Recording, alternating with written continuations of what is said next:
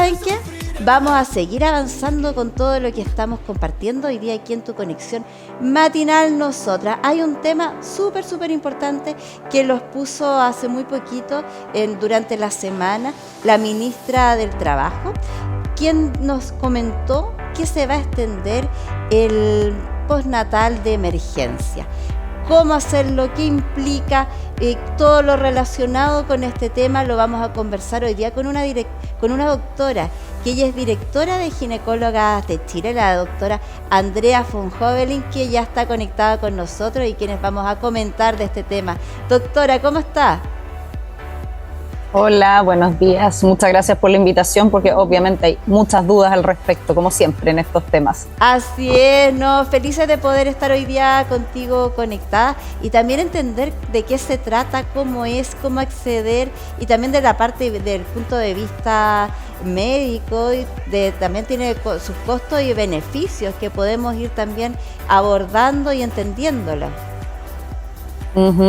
Sí, bueno, recordemos que esto se suma, digamos, al postnatal cuando una persona tiene un parto, tiene un postnatal que es una licencia médica, que son 84 días. Eso se da mediante una licencia médica al momento de tener el parto y de hecho es muy importante acordarse porque a veces a uno en el estrés del momento, en la emoción del momento se le olvida, pero es muy importante recordarle a quien corresponda, a la matrona, matrón, gine, que extiende esa licencia, que esa es una licencia postnatal.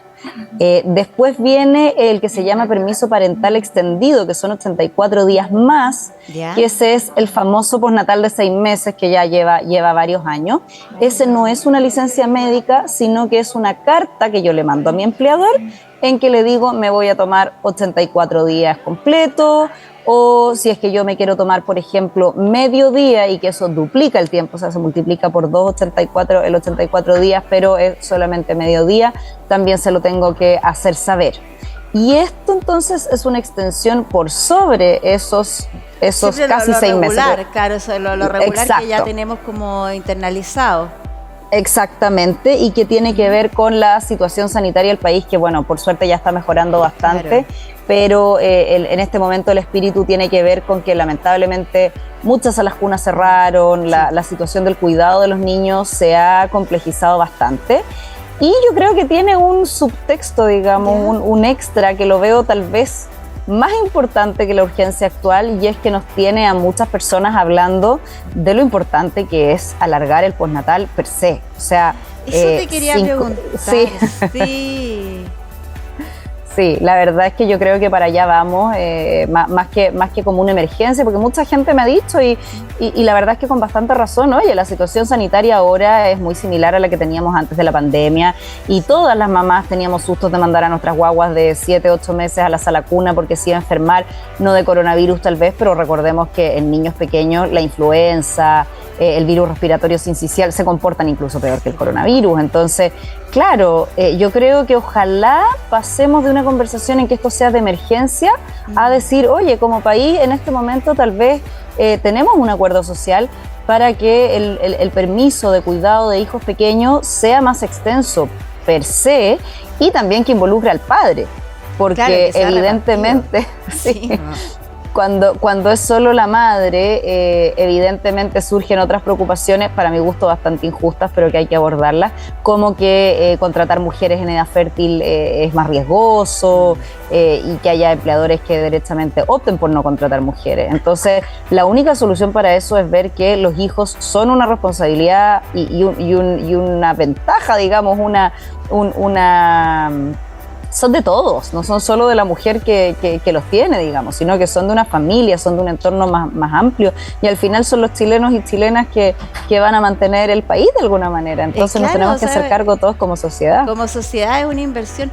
Oye, Andrea, bueno, preguntarte... Esa era la palabra que no se me ocurría. Es una inversión. Es una inversión, aunque suene demasiado en términos económicos, pero la verdad es que es una inversión país, el tema tanto de la educación, de la salud de los niños y de los hijos, y empezando desde esta etapa, que es la primordial y principal de un inicio. Andrea, sí, sabes que ese punto es súper importante porque eso está evaluado y de hecho la red de salud mental perinatal, que la pueden buscar, tienen redes sociales y tienen muchas cosas, ellos hicieron, es como un resumen de distintos estudios y ellos muestran la tabla que tiene cuánto tú tienes que invertir, nuevamente para ponerlo en términos económicos, cuando tú inviertes en una guagua y tú le aseguras a esa guagua, un niñito muy pequeño, un entorno seguro, o sea, tú le aseguras que tenga un cuidador que esté disponible, no solo en tiempo, sino que esté con seguridad económica, que tenga tranquilidad, tranquilidad mental para poder dedicarse al cuidado. Invirtiendo muy poco, tú aseguras mucho más la salud mental de ese ser en el futuro. En cambio, cuando tú ya llegas más tarde, tienes un adolescente, por ejemplo, que ya está deprimido, ya está con problemas de vínculo afectivo, o un adulto, tú tienes que invertir muchísimo más en salud mental. Entonces, tenemos que verlo como una inversión, por un lado, para que esos niños estén bien ahora, y también como una inversión a futuro. Entonces, la verdad es que la ganancia es mucha. Entonces, no, es que resulta que tengo una trabajadora que se me va a ausentar, por ejemplo, 10 meses, por decir cualquier cifra. Es cierto, y si yo lo veo solo como para ese empleador, es una pérdida. Pero como sociedad la ganancia es tanta que tenemos que invertir lo que sea necesario en eso. O sea, ahí en términos gubernamentales y de gobierno el que tiene que hacerse cargo en el fondo de estas políticas públicas comunes que sean beneficiosas en forma integral y no de manera tampoco solo enfocados a lo que es una organización como una empresa o un rol público.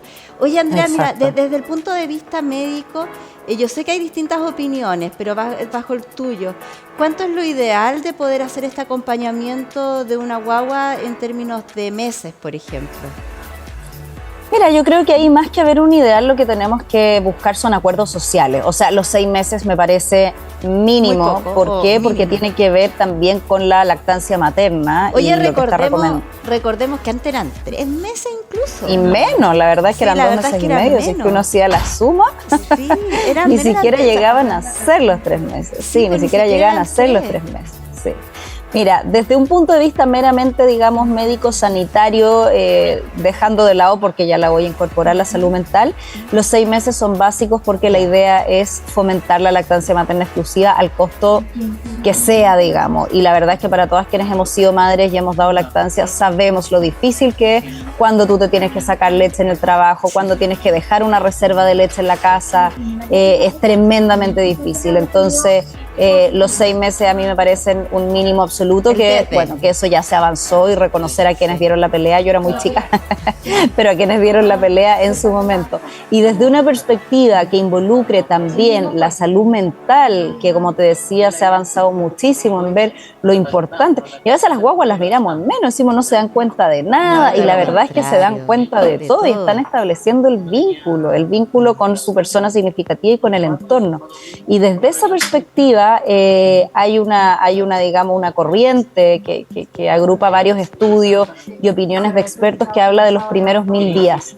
Y de hecho fue un proyecto que llegó a la Convención Constitucional también, en el que yo participé. ¿Y a qué se refiere los primeros 1000 días? Se refiere a cuidado en el embarazo. O sea, la persona gestante la tenemos que tratar lo mejor posible, protegerlas desde el punto de vista económico, laboral, de entorno, con ayudas concretas.